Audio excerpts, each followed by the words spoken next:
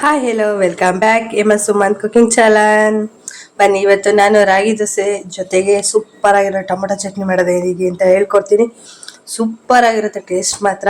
ಅದು ಕೂಡ ಬೇಗ ಕೂಡ ಆಗುತ್ತೆ, ಒಂದು 10 ನಿಮಿಷದಲ್ಲಿ. ಬನ್ನಿ, ಏನು ಬೇಕಾಗಿದೆ ರೆಸಿಪಿಗೆ ಇಂಗ್ರೀಡಿಯೆಂಟ್ಸ್ ನಾನು ನೋಡೋಣ. ಬನ್ನಿ ಸ್ಟಾರ್ಟ್. ಟೊಮೊಟೊ ಸ್ವಲ್ಪ ಆರಿಸ್ಕೊಂಡಿದ್ದೀನಿ ನಾನು, ಸ್ವಲ್ಪ ಖಾರದ ಪುಡಿ, ಸ್ವಲ್ಪ ಜೀರಿಗೆ, ಸ್ವಲ್ಪ ತೆಂಗಿನ ತುರಿ, ಕೊತ್ತಂಬರಿ ಸೊಪ್ಪು, ಮತ್ತು ಸ್ವಲ್ಪ ಸಾಸಿವೆ, ಬೆಳ್ಳುಳ್ಳಿ, ಮತ್ತು ಒಣಮೆಣಸಿಕಾಯಿ, ಕರಿಬೇವು, ಮತ್ತು ರುಚಿಗೆ ತಕ್ಕಷ್ಟು ಉಪ್ಪು.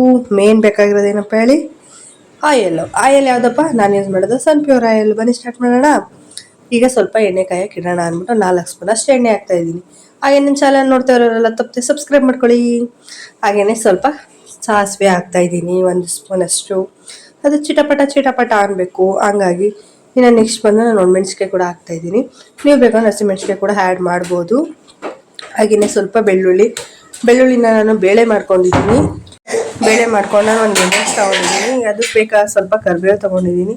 ಹಸಿ ಕರಿಬೇವು ಹಾಕಿದ್ರೆ ತುಂಬಾ ಟೇಸ್ಟ್ ಸಿಗುತ್ತೆ. ನೀವು ಹತ್ರ ಇಲ್ಲಾರ ಒಂದು ಕರಿಬೇವು ಕೂಡ ಯೂಸ್ ಮಾಡ್ಬೋದು. ಹಾಗೆಯೇ ಟೊಮೊಟೊನ ನಾನು ರುಬ್ಕೊಂಡಿದ್ದೀನಿ. ಬೇಕು ಅಂದರೆ ಸ್ವಲ್ಪ ಬೇಯಿಸ್ಬಿಟ್ಟು ನೀರಲ್ಲಿ ಆಮೇಲೆ ಕೂಡ ರುಬ್ಕೊಬೋದು, ತುಂಬಾ ಟೇಸ್ಟ್ ಕೂಡ ಸಿಗುತ್ತೆ. ಈಗ ಎಷ್ಟು ನಾನು ನೀಟಾಗಿ ಫ್ರೈ ಮಾಡ್ತಾಯಿದ್ದೀನಿ, ನಾನು ಕೆಂಪು ಬಣ್ಣ ಬರಲಿ ಅಂತ ಅಂದ್ಬಿಟ್ಟು. ಈಗ ನೆಕ್ಸ್ಟ್ ಬಂದು ಟೊಮೊಟೊ ರಸ ಆ್ಯಡ್ ಮಾಡ್ತಾಯಿದ್ದೀನಿ. ಇದಕ್ಕೆ ಸ್ವಲ್ಪ ಜೀರಿಗೆ ಕೂಡ ಆ್ಯಡ್ ಮಾಡ್ತಾಯಿದ್ದೀನಿ, 1 ಸ್ಪೂನ್ ಅಷ್ಟು. ಸ್ವಲ್ಪ ಈಗ ಖಾರದ ಪುಡಿ ಕೂಡ ಹಾಕೋತಾ ಇದ್ದೀನಿ. ಯಾಕಪ್ಪ ಅಂತಂದರೆ ಟೇಸ್ಟ್ ಕೂಡ ಸಿಗುತ್ತಲ್ಲ. ಒಬ್ಬೊಬ್ರು ಚಿಕನ್ ಪೌಡ್ರ್ ಕೂಡ ಯೂಸ್ ಮಾಡ್ತಾರೆ. ನಾನಿಲ್ಲಿ ಖಾರದ ಪುಡಿ ಮನೇಲಿ ಮಾಡೋದು ಬೇಳೆ ಸಾಂಬಾರು ಖಾರದ ಪುಡಿನೇ ಯೂಸ್ ಮಾಡ್ತಾಯಿದ್ದೀನಿ. ಟೇಸ್ಟ್ ಕೂಡ ಚೆನ್ನಾಗಿ ಸಿಗುತ್ತೆ. ಈಗ ನೀಟಾಗಿ ಮಿಕ್ಸ್ ಮಾಡಿಬಿಟ್ಟು ಸ್ವಲ್ಪ ಬೇಕಿಡೋಣ, ಒಂದು 10 ನಿಮಿಷ. ನೋಡಿ, ಈ ಥರ ಇದ್ರೆ ಸಾಕು. ನಿಮ್ಗೆ ಇನ್ನೂ ಗಟ್ಟಿ ಬೇಕು ಅಂದರೆ ಗಟ್ಟಿ ಥರ ಮಾಡ್ಕೋಬೋದು, ತುಂಬಾ ಟೇಸ್ಟ್ ಸಿಗುತ್ತೆ. ಆದರೆ ನಮ್ಮಲ್ಲಿ ಸ್ವಲ್ಪ ಜಾಸ್ತಿ ಗಟ್ಟಿ ತಿನ್ನಲ್ಲ ಅಂತ ಅಂದ್ಬಿಟ್ಟು ನಾನು ಸ್ವಲ್ಪ ತೆಳುವಾಗಿ ಮಾಡಿದ್ದೀನಿ.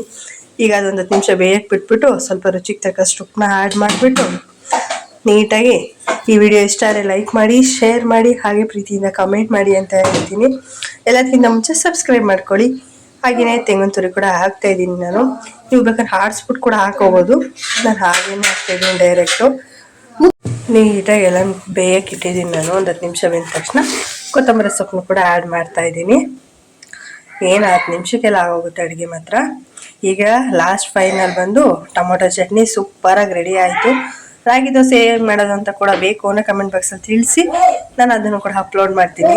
ಇದು ಸೂಪರ್ ಆಗಿ ದೋಸೆ. ಫೈನಲಿ ರಾಗಿ ದೋಸೆ ಜೊತೆಗೆ ಟೊಮೊಟೊ ಚಟ್ನಿ ಮಾತ್ರ ಸೂಪರ್ ಆಗಿತ್ತು. ನೀವು ಮಾಡ್ಕೊಳ್ಳಿ, ತಿನ್ಕೊಳ್ಳಿ. ಹಾಗೆ ಎಲ್ಲಕ್ಕಿಂತ ಮುಂಚೆ ನನ್ನ ಚಾನಲ್ನ ಸಬ್ಸ್ಕ್ರೈಬ್ ಮಾಡ್ಕೊಳ್ಳಿ. Thank you.